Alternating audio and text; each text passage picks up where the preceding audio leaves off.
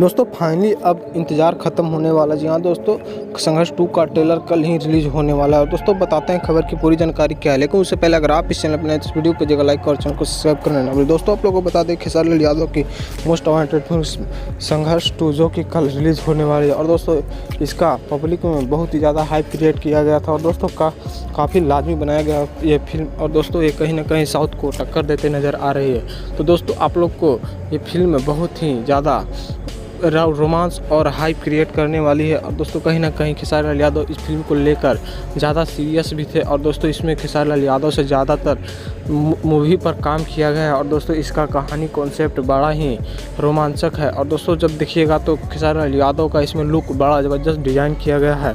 और दोस्तों कहीं ना कहीं खेसारी लाल यादव इस फिल्म के लिए भी बहुत ज़्यादा बेकरार थे। तो फाइनली दोस्तों आप लोग का इंतजार खत्म होने वाला है। तो आप लोग क्या कहना चाहते हैं खेसारी लाल यादव के बारे में कमेंट बॉक्स में जरूर लिखिएगा और चैनल को सब्सक्राइब करना ना भूलें।